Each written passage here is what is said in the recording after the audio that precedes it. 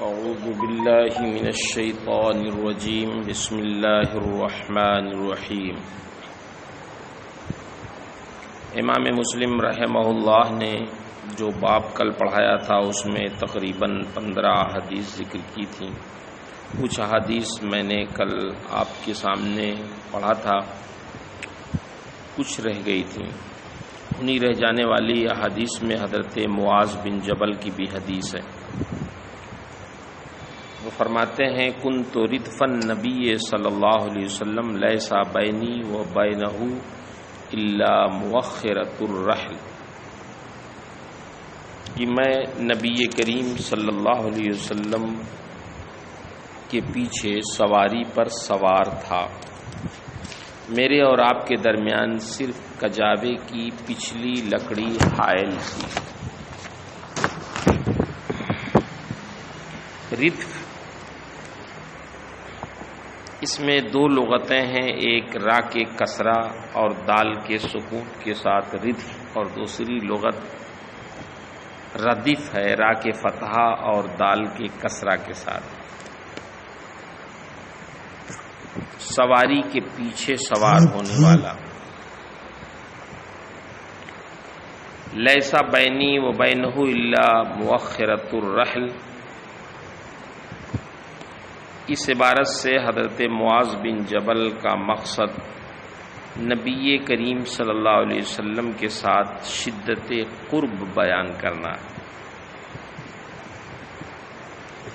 تاکہ اس حدیث کو سننے والا یہ سمجھے کہ حضرت معاذ نے اس حدیث کو بالکل من وعن نبی کریم صلی اللہ علیہ وسلم سے سنا ہے۔ مؤخرۃ الرحل کجاوے، رحل کا معنی ہے کجاوا، یعنی اونٹ کی وہ لکڑی جس پر دو شخص ایک دوسرے کے بالمقابل بیٹھتے ہیں، اور مؤخرۃ الرحل کجاوے کی وہ لکڑی جو سوار کے پیچھے ہوتی ہے۔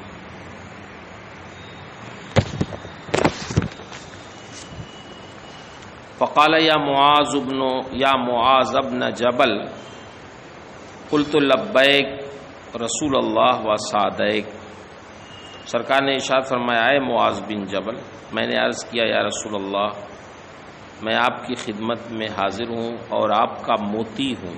لبیک رسول اللہ و سعدیک، لبیک و سعدیک، اہل عرب اس کا استعمال کرتے تھے بڑے لوگوں کی بارگاہ میں حاضر رہنے اور اطاعت شعاری کو ظاہر کرنے کے وقت اس کا استعمال کرتے تھے۔ یہاں مقصد یہ ہے کہ یا رسول اللہ میں حاضر ہوں اور آپ کا اطاعت شعار ہوں۔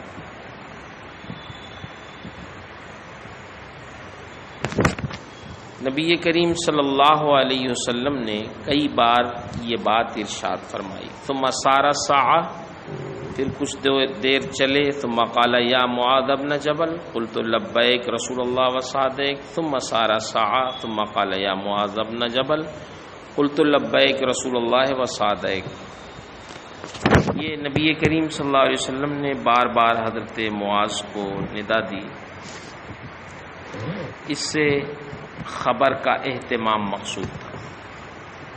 حضرت معاذ بن جبل کو کامل طریقے پہ متوجہ کرنا مقصد تھا کہ وہ انتہائی توجہ کے ساتھ نبی کریم صلی اللہ علیہ وسلم کے ارشاد کو سنیں اور توجہ دیں۔ قال هل تدری ما حق اللہ عز وجل علی العباد؟ قال قلت اللہ ورسولہ اعلم۔ قال فإن حق اللہ علی العباد ان یعبدوہ ولا یشرکوا بہ شیئا، فرمایا اللہ کا حق بندے پہ یہ ہے کہ اس کی عبادت کریں اور اس کے ساتھ شرک نہ کریں۔ ثم سار الساعة ثم قال یا معاذ بن جبل قلت لبیک رسول اللہ و سعدیک، قال هل تدری ما حق العباد علی اللہ اذ فعلوا ذلک، فرمایا تم جانتے ہو کہ بندوں کا اللہ پر کیا حق ہے جب بندے یہ کر لیں، یعنی عبادت کر لیں اور شرک نہ کریں تو پھر بندوں کا حق اللہ پر کیا ہے؟ قلت اللہ ورسولہ اعلم قال ان لا يعذبهم، بندوں کا اللہ پر حق یہ ہے کہ وہ انہیں عذاب نہ دے۔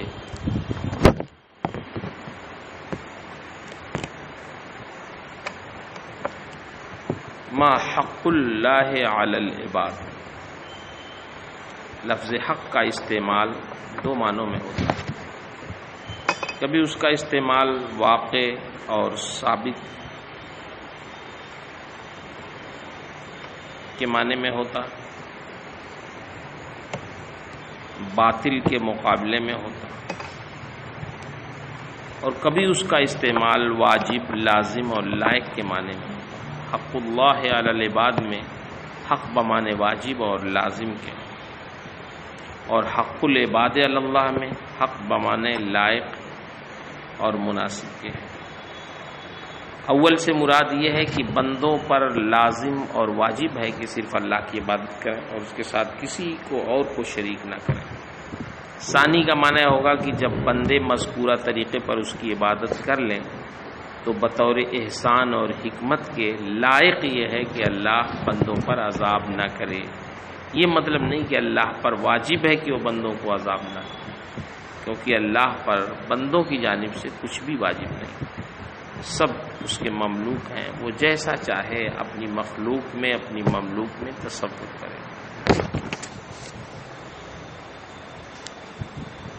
حضرت معاذ بن جبل کی یہی روایت دوسری سند سے بھی امام مسلم نے ذکر کیا،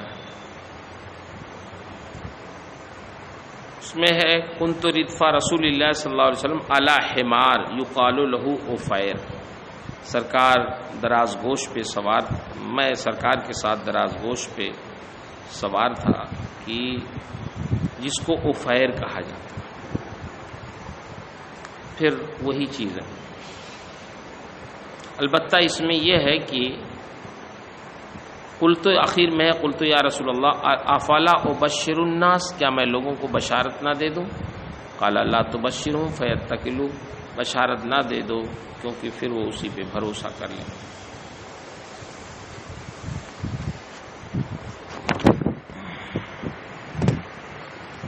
عفیر اس دراز گوش کا نام ہے جس پر حضرت معاذ بن جبل حضور کے پیچھے بیٹھے ہوئے تھے۔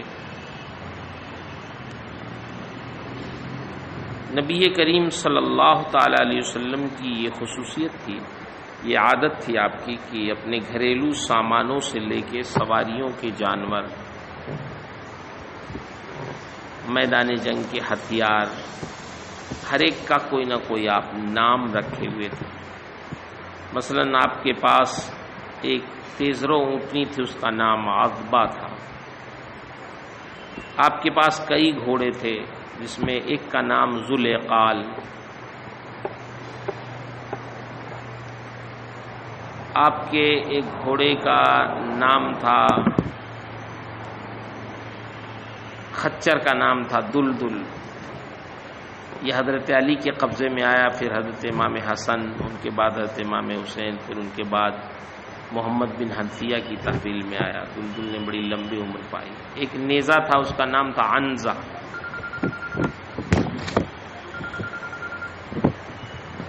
آپ کی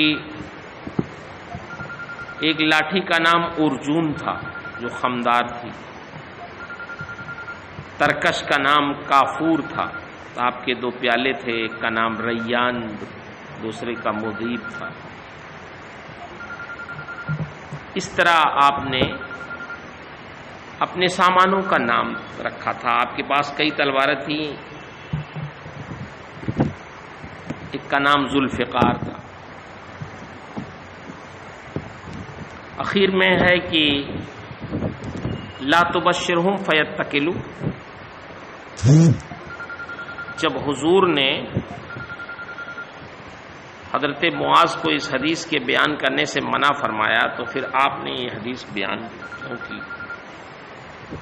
اس کا جواب یہ ہے کہ اس حدیث کے بیان کرنے کی ممانعت اس وقت تھی جب لوگ نئے نئے اسلام میں داخل ہو رہے تھے اور فرائض کی ادائیگی اور تکلیف کے عادی نہیں بن پائے تھے۔ اس لیے بیان کر دینے سے اسی پر اکتفا اور اعتماد کا اندیشہ۔ لیکن جب لوگ نماز وغیرہ کے عادی ہو گئے اور لوگ اسلام پر ثابت قدم ہو گئے تو اب اس طرح کا اندیشہ باقی نہیں رہ گیا، تو پھر اسے بعد میں بیان کر دیا تاکہ کتمان علم کی وعید سے بچ سکے۔ اس کے علاوہ بھی لوگوں نے اور جوابات دیے۔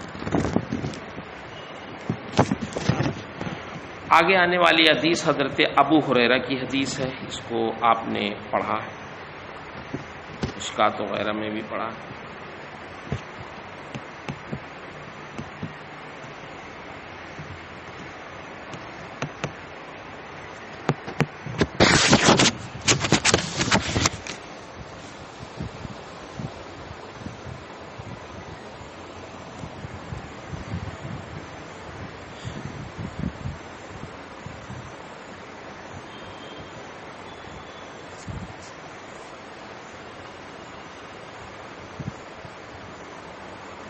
پھر حضرت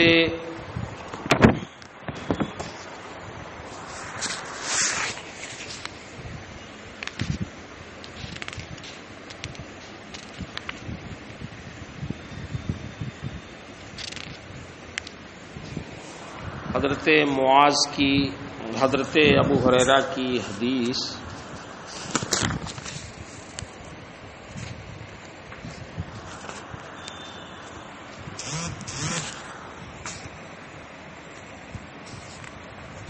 آپ نے پڑھی ہے، پوری حدیث کا ترجمہ آپ نے بھی سماعت کر لیا ہوگا، بس چند گوشے اس کے میں آپ کے سامنے عرض کر دوں۔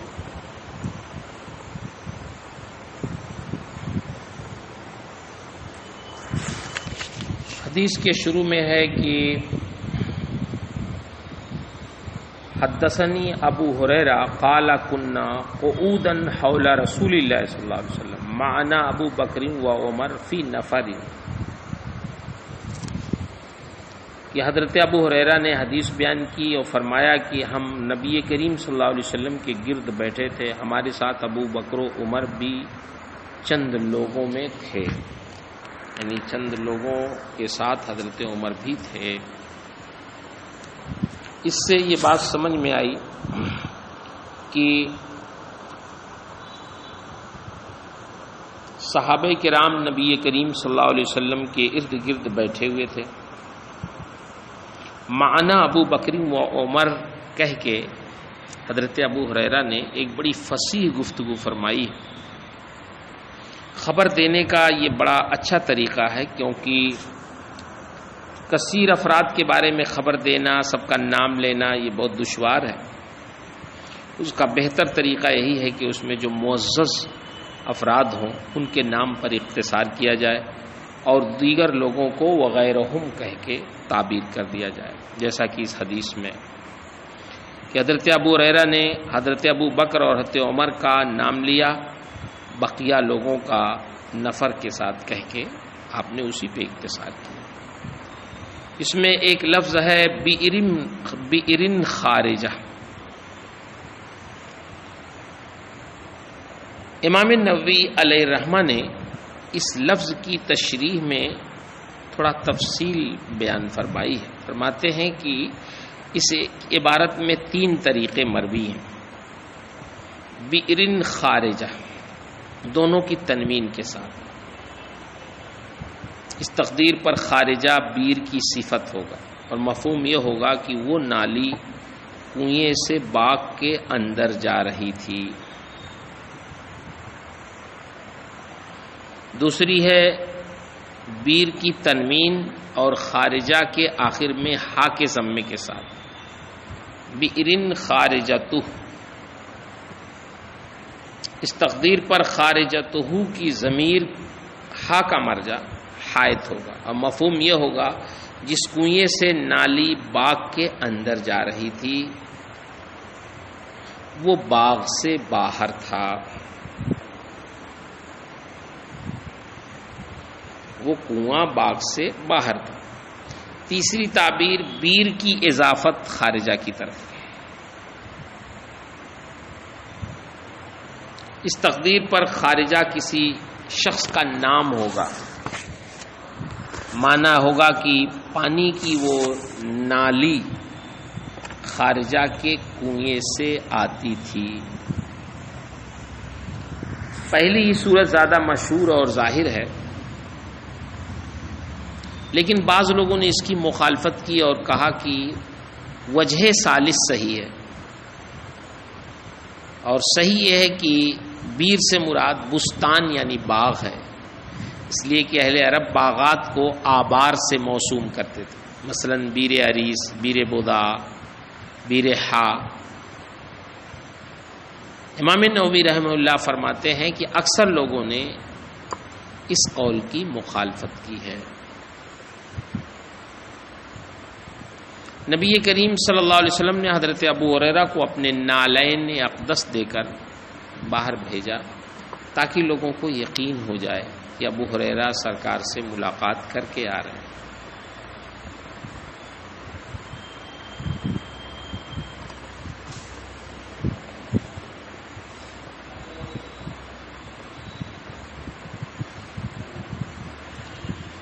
حکیم الامت حضرت مفتی احمد یار خان نعیمی علیہ الرحمہ نے اس موقع پہ ایک بہت ایمان افروز بات کہی ہے۔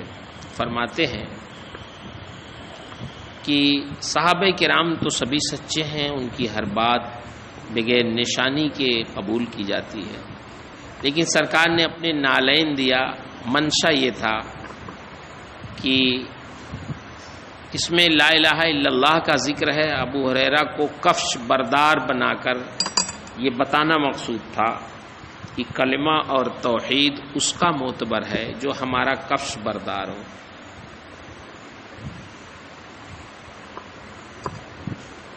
کفش برداری میں سارے عقائد و اعمال آ گئے، ان کا نالین بردار یقیناً جنتی ہے، امام حکیم الامت نے فرمایا۔ یشہد ان لا الہ الا اللہ، اور پھر مستیقنم بقلبہ، مستیقنم بہا قلبہ بشرتہ بالجنہ۔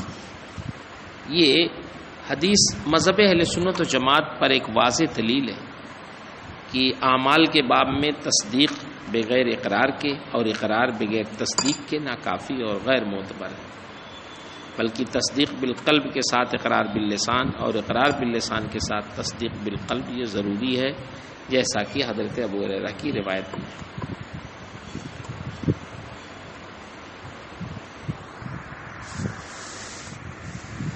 حضرت عمر نے حضرت ابو ہریرہ کو مارا، اس کی وجہ یہ نہیں تھی کہ آپ کے نزدیک حضور اقدس صلی اللہ علیہ وسلم کا یہ پیغام صحیح اور قابل قبول نہیں تھا، یہ بات نہیں تھی۔ آپ کا مقصود اس فعل سے حضرت ابو ہریرہ کو اس پیغام کے عام کرنے سے روکنا تھا اور انہیں واپس کرنا تھا، اس لیے آپ نے ان کے سینے پر اپنا ہاتھ مارا تاکہ انہیں تنبیہ ہو جائے اور وہ اس کام سے باز رہیں اور واپس لوٹ آئیں۔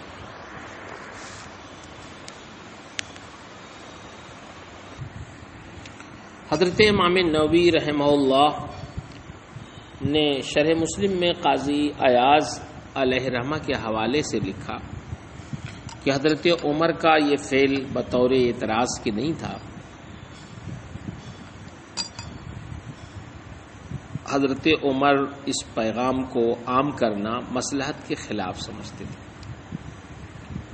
کیونکہ وہ زمانہ دین میں کوشش کا زمانہ تھا، احکامات الہیہ کی بجاوری کا زمانہ تھا، بالخصوص اس زمانے میں حکم قتال پر عمل آوری بے حد ضروری تھی۔ اگر یہ خوشخبری عام ہو جاتی تو احتمال تھا کہ بہت سے لوگ اسی پر اعتماد کر بیٹھتے اور دیگر احکام کی بجاوری میں کاہلی کرنے لگتے۔ اس لیے حضرت عمر رضی اللہ تعالی عنہ حضرت ابو ہریرہ کے پیچھے پیچھے خود بھی بارگاہ رسالت میں حاضر ہوئے اور آپ صلی اللہ علیہ وسلم سے مصلحت بیان کی۔ حضور نے آپ کی اس رائے کو پسند بھی فرمایا اور اس پر عمل بھی کیا۔ اس سے آپ کا مقصود ہرگز حضرت ابو ہریرہ کو تکلیف پہنچانا نہیں تھا اور نہ ہی نبی کریم صلی اللہ علیہ وسلم کے حکم کی مخالفت کرنا تھا۔ اس حدیث کریمہ میں اگر آپ غور کریں گے تو بہت ساری چیزیں اس حدیث سے مستخرج ہوتی ہیں۔ امام نووی رحمہ اللہ نے اس کے حوالے سے یہ باتیں ذکر فرمائی ہیں کہ اس حدیث سے بات سمجھ میں آتی ہے کہ ایک عالم اور مقتدی کو چاہیے کہ وہ لوگوں کو بیٹھا کر انہیں دین کی باتیں بتائے اور سمجھائے۔ یہ بھی ثابت ہوا جب کثیر افراد کے ذکر کا ارادہ ہو تو ان میں معزز اور نمایاں افراد کے ذکر پر اختصار کیا جائے اور بقیہ کے لیے وغیرہم کے لفظ کا استعمال کیا جائے۔ حضرت ابو ہریرہ کے عمل سے یہ بھی سمجھ میں آیا کہ مالک کے ملک میں بغیر اس کی اجازت کے داخل ہونے کا جواز ہے، شرط یہ ہے کہ اس کا یقین ہو کہ وہ مالک اس سے ناراض نہیں ہوگا، جیسا کہ حضرت ابو ہریرہ مالک کی اجازت کے بغیر باغ میں داخل ہوئے۔ یہ بھی ثابت ہوا کہ کسی مصلحت اور فساد کے پیش نظر دین کی کچھ باتوں کو چھپا لینا جائز ہے۔ یہ بھی بات واضح ہوئی اس حدیث سے کہ چھوٹوں کا بڑوں پر اعتراض کرنے اور بڑوں کا چھوٹوں کی رائے اور مشورے پر عمل کرنے کا جواز ہے، جبکہ چھوٹوں کی رائے صائب اور درست ہو۔ اعتراض سے مراد یہ ہے گزارش کرنا۔ یہ بھی ثابت ہوا کہ کسی پیغام کے پہنچانے کے وقت امام وقت کا کسی ایسی علامت جس سے لوگ واقف ہوں قاصد کو دے کر بھیجنا جائز ہے، جیسا کہ خود سرکار نے حضرت ابو ہریرہ کو اپنے نالین اقدس دے کر بھیجا، جسے صحابہ پہچانتے تھے۔ حضرت ابو ہریرہ رضی اللہ تعالی عنہ جس باغ میں گئے وہ بنو نجار کا باغ تھا، چاروں طرف سے دیوار سے گھرا ہوا تھا، سارے دروازے بند تھے، لیکن اس کے باوجود حضرت ابو ہریرہ کو اس کا یقین تھا کہ سرکار اسی باغ میں ہیں۔ اس کی وجہ یہ ذکر کی گئی کہ نبی کریم صلی اللہ علیہ وسلم کے جسم سے بڑی لطیف خوشبو پھوٹتی تھی، اسی خوشبو سے صحابہ کرام پہچان لیتے تھے کہ سرکار کا گزر ادھر سے ہوا ہے۔ اعلی حضرت امام اہل سنت فرماتے ہیں بھینی خوشبو سے مہک جاتی ہیں گلیاں واللہ، کیسے پھولوں میں بسائے ہیں تمہارے گیسو۔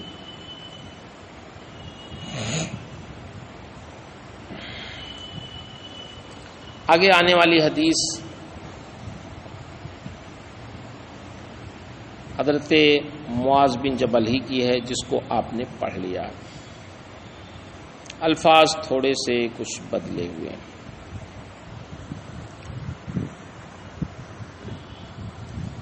حدثنا انس بن مالک ان نبی اللہ صلی اللہ علیہ وسلم و معاذ بن جبل ردیف علی الرحل قال یا معاذ قال لبیک رسول اللہ وصادق قال یا معاذ قال لبیک رسول اللہ وصادق قال یا معاذ قال لبیک رسول اللہ وصادق قال ما من عبد یشهد ان لا الہ الا اللہ وان محمدا عبدہ ورسولہ الا حرمہ اللہ علی النار قال یا رسول اللہ افلا اخبر بها الناس فیستبشروا قال اذن یتکلوا، تب تو لوگ بھروسہ کر لیں گے اسی پہ۔ فاخبر بها معاذ عند موته تأثما، پھر اس کی خبر حضرت معاذ نے اپنے موت کے وقت دی کتمان علم کے گناہ کے خوف سے۔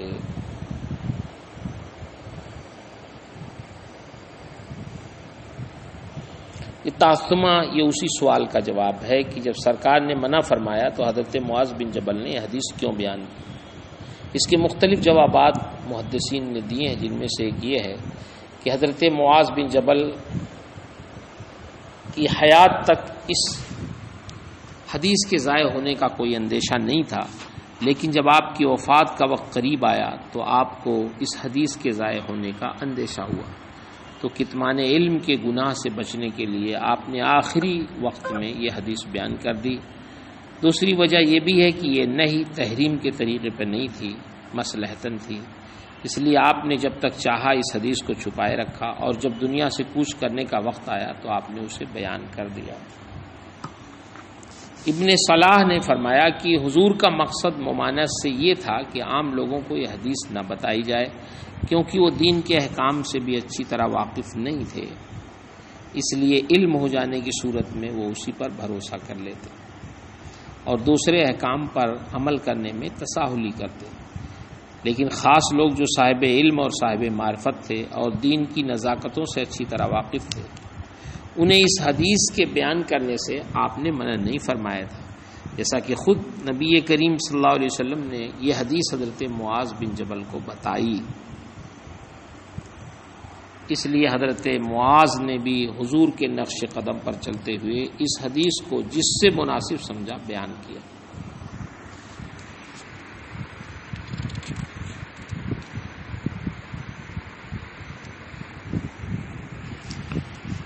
جمہور علماء کا اس بات پر اتفاق ہے کہ حضور دنیاوی امور میں اجتہاد کرتے تھے، لیکن دینی امور میں آپ کے لیے اجتہاد جائز تھا یا نہیں، اس میں اختلاف ہے۔ اکثر علماء اس بات کے قائل ہیں کہ دینی امور میں بھی آپ کے لیے اجتہاد جائز تھا، لیکن دیگر مجتہدین اور آپ کے اجتہاد میں فرق تھا۔ آپ کے اجتہاد میں حکم کی علت آفتاب نصف النہار کے مانند واضح رہتی تھی، جبکہ اوروں کے لیے ایسا نہیں تھا، اسی لیے آپ خطا میں نہیں پڑتے تھے، اور اگر کبھی خطا ہو بھی جاتی تو بذریعہ وحی آپ کو اس خطا پر تنبیہ کر دی جاتی، جیسا کہ حضرت ابو ہریرہ کو آپ نے پہلے عام خوشخبری دینے کا حکم دیا، پھر جب حضرت عمر نے اس پر اعتراض درج کرایا تو آپ نے اجتہاد سے پہلا حکم منسوخ کر دیا۔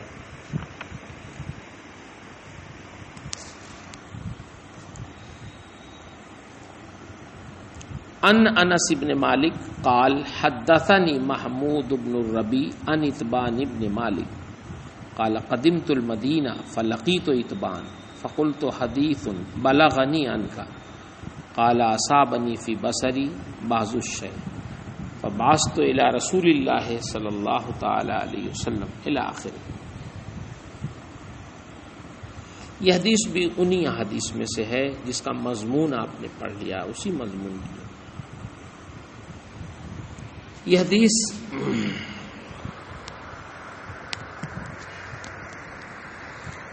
دوسری سند سے بھی امام مسلم نے اس کو ذکر کیا۔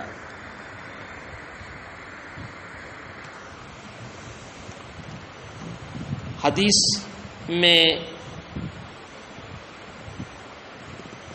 کی سند میں بڑی خصوصیت ہے، دو طرح کی خصوصیتیں اس حدیث کی سند میں آپ دیکھیں گے۔ پہلی خصوصیت اس سند کی یہ ہے کہ اس میں 3 صحابہ کرام ہیں اس کی سند میں، حضرت انس بن مالک، حضرت محمود بن ربیع، حضرت اتبان بن مالک۔ یہ تینوں حضرات صحابی رسول ہیں۔ کسی حدیث کی سند میں 3 صحابہ کرام کا اکٹھا ہو جانا یہ بڑی اہم بات ہوتی ہے۔ دوسری خصوصیت اس کی یہ ہے کہ یہ اکابر کی اصاغر سے روایت کی قبیل سے ہے، کیونکہ اس میں حضرت انس بن مالک نے حضرت محمود بن ربیع سے روایت کی، حالانکہ حضرت انس حضرت محمود سے علم، عمر، رتبہ ہر چیز میں بڑے ہیں، پھر بھی وہ ان سے روایت کرتے ہیں، تو یہ اکابر کی اصاغر سے روایت ہے۔ تو یہ 2 خصوصیات اس کی سند میں ہیں۔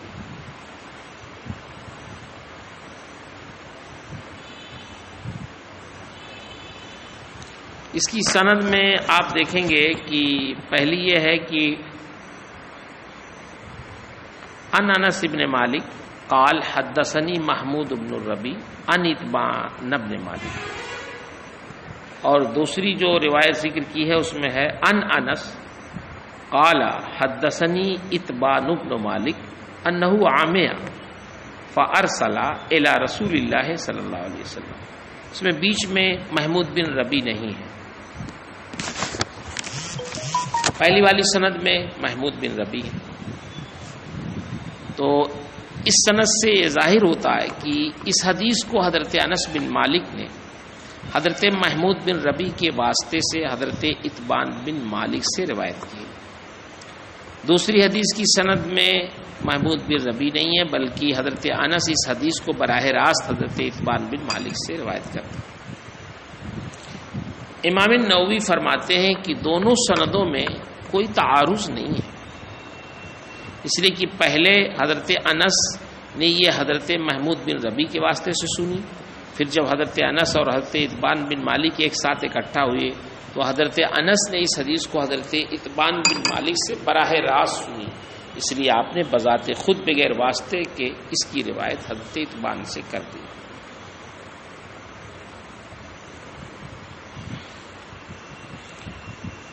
دونوں حدیثوں کے متن میں بھی تھوڑا سا فرق ہے. پہلی حدیث میں اصابنی فی بصری بازش ہے، جس سے ظاہر ہوتا ہے کہ آپ کی آنکھ میں کچھ فطور واقع ہو گیا تھا، جس سے بینائی میں کمی واقع ہو گئی تھی. جبکہ دوسری حدیث میں یوں ہے انہو عامیہ، جس سے ظاہر ہوتا ہے کہ آنکھ کی بینائی بالکل ختم ہو گئی تھی اور نابینا ہو گئے تھے. اس کا جواب امام نووی نے دیا کہ پہلی حدیث میں بازو شے سے مراد پورے طور پر بینائی کا ختم ہو جانا ہی مراد ہے، لہذا اب کوئی فرق نہیں رہا.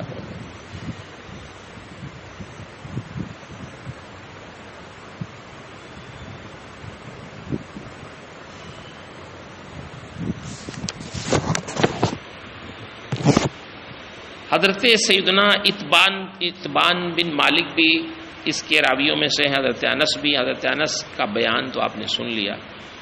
حضرت اتبان کا سلسلہ نسب بنو خزرج سے، یہ انصاری صحابی ہیں اور غزوہ بدر میں شریک ہونے والے صحابہ میں آپ بھی ہیں. بعض لوگوں نے اہل بدر سے ان کو نہیں مانا.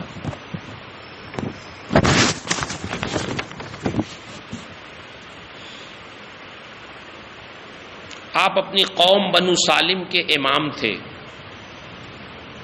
نابینا ہو جانے کی بنیاد پر مسجد میں جماعت کے ساتھ نماز پڑھنے میں جب آپ کو دشواری محسوس ہوئی تو سرکار کی بارگاہ میں آپ نے گزارش کی کہ یا رسول اللہ مجھے یہ عارضہ لاحق ہو گیا، لہذا آپ میرے گھر تشریف لا کر نماز ادا فرمائیں تاکہ میں اس جگہ کو نماز پڑھنے کے لیے خاص کر لوں اور اسی جگہ پر نماز ادا کرتا رہوں. نبی کریم صلی اللہ علیہ وسلم نے ان کی گزارش کو قبول فرمایا اور ان کے گھر جا کر ان کی پسندیدہ جگہ پر آپ نے نماز ادا فرمائی. حضرت اتبان بن مالک حضرت امیر معاویہ کے زمانے میں انتقال فرمائے. آپ کی روایت کردہ احادیث بخاری، مسلم، نسائی، ابن ماجہ، مسند امام مالک میں موجود ہے. حضرت محمود بن ربی بھی صحابی رسول ہیں. محمود بن ربی بن سراقہ بن عمر خزرجی، یہ چھوٹے صحابی ہیں. آپ کی زیادہ تر حدیثیں صحابہ کرام سے مروی ہیں. سیاستہ میں آپ کی حدیث ہیں. حضرت انس بن مالک ان سے علم، عمر اور مرتبے میں بڑھ کر تھے، پھر بھی آپ نے ان سے حدیث روایت کی.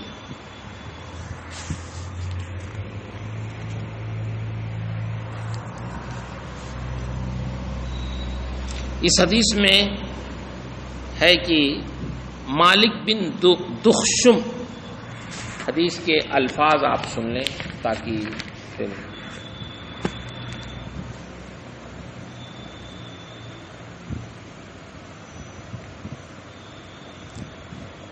فرماتے ہیں، حضرت انس فرماتے ہیں کہ مجھ سے محمود بن ربی نے بیان کیا کہ میں مدینے آیا تو میری ملاقات حضرت اتبان بن مالک سے ہوئی. میں نے ان سے عرض کی کہ آپ کی ایک حدیث مجھے ملی ہے، تو اب آپ مل گئے ہیں تو بغیر واسطے کے وہ حدیث مجھے سنا دیں. حضرت اتبان نے فرمایا میری نگاہ میں کچھ نقص ہو گیا تو میں نے اللہ کے رسول کے پاس یہ پیغام بھیجا کہ میری خواہش ہے کہ حضور میرے گھر تشریف لا کر کسی جگہ نماز ادا فرما لیں، تو میں اس جگہ کو اپنے لیے جائے نماز بنا لوں. فرماتے ہیں کہ پھر اللہ کے رسول اپنے کچھ اصحاب کے ساتھ جنہیں اللہ نے چاہا تشریف لائے. فدخل وهو يصلي في منزلي واصحابه يتحدثون بينهم.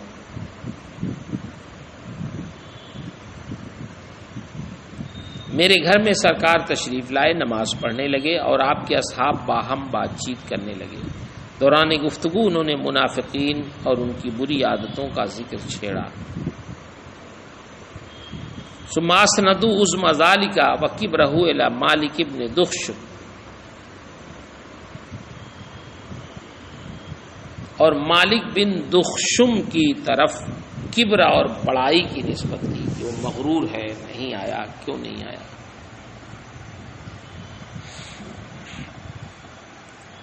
قال ودوا انہ دعا علیہ، صحابہ کی یہ خواہش ہوئی کہ سرکار ان کے خلاف بد دعا کر دیں اور پھر وہ ہلاک ہو جائیں۔ وودوا انہ اصابہ الشر، اور یہ خواہش ظاہر کیا کہ انہیں کوئی آفت آ جائے۔ اللہ کے رسول نماز سے فارغ ہوئے اور فرمایا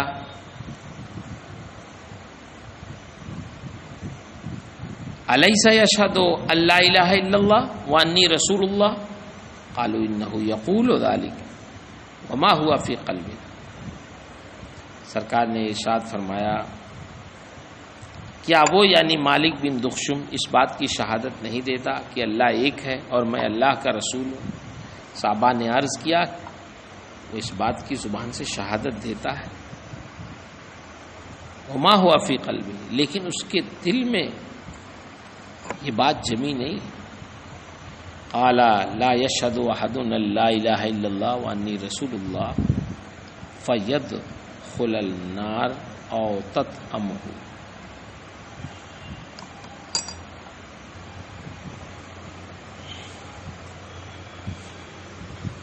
اللہ کے رسول نے فرمایا جو اس بات کی گواہی دے گا کہ اللہ کے سوا کوئی معبود نہیں اور میں اللہ کا رسول ہوں، وہ جہنم میں نہیں جائے گا اور نہ ہی اسے آگ کھائے گی۔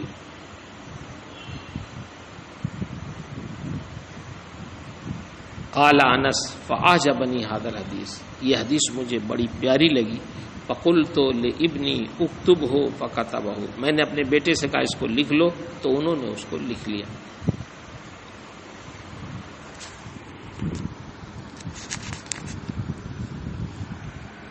مالک بن دخشم کون تھے؟ یہ قبیلہ انصار سے تعلق رکھتے تھے، بدر اور بعد کی لڑائیوں میں یہ حاضر تھے۔ ان کی طرف نفاق کی نسبت صحیح نہیں تھی اور ان کا اسلام اس سے ظاہر ہے کہ ان کی طرف نفاق کی نسبت کرنے سے اللہ کے نبی نے منع فرمایا۔ امام نووی فرماتے ہیں میں کہتا ہوں کہ نبی کریم صلی اللہ علیہ وسلم نے ان کے ایمان باطنی اور نفاق سے ان کی برات پر اپنے اس قول سے نسخ کر دیا ہے جو بخاری میں ان الفاظ سے منقول ہے، الا تراہ قال انہ لا الہ الا اللہ یبتغی بہا وجہ اللہ، کیا تم دیکھ نہیں رہے ہو کہ انہوں نے کلمہ توحید و رسالت کا اقرار کیا ہے اور اس سے وہ اللہ کی رضا چاہتے ہیں؟ یہ اللہ کے رسول کی طرف سے اس بات کی شہادت ہے کہ انہوں نے توحید و رسالت کی تصدیق کی ہے اور اس کی سچائی کے وہ معتقد ہیں اور اس سے وہ تقرب اللہ چاہتے ہیں، اور غزوہ بدر میں ان کی حاضری بھی مشہور ہے، لہٰذا ان کے ایمان کی صداقت میں شک کرنا مناسب نہیں ہے۔ اس حدیث سے ثابت ہوتا ہے کہ صالحین کے آثار و بقیات سے تبرک حاصل کرنا، ان کی تعظیم بجا لانا یہ صحابہ کی سنت ہے۔ اسی لیے حضرت اتبان بن مالک نے ان کو اپنے ہاں بلایا تھا سرکار کو کہ وہ نماز پڑھ دیں تاکہ وہ جگہ متبرک ہو جائے۔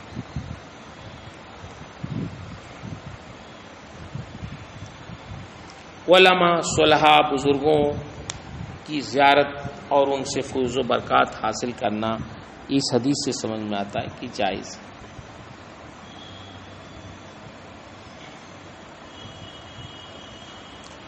کسی مقتدی کا اپنے محبین و معتقدین میں سے کسی کے گھر جانا یہ جائز ہے۔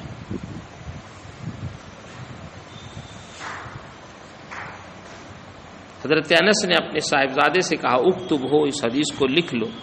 اس سے سمجھ میں آیا کہ حدیث اور دیگر شرعی علوم کو لکھنا اور تحریر میں لانا یہ جائز ہے۔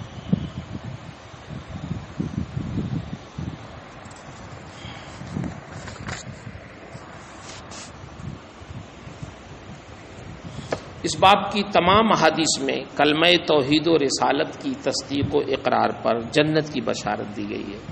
حضرت معاذ بن جبل کی حدیث سے ثابت ہوتا ہے کہ جس نے شرک نہیں کیا اور اللہ تعالیٰ کی وحدانیت اور سرکار کی نبوت و رسالت کی شہادت دی، اس پر عذاب نہیں ہوگا۔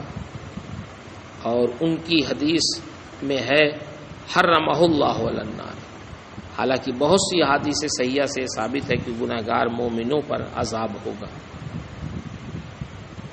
محدثین نے اس قسم کی احادیث کی مختلف توجیحات کی ہیں۔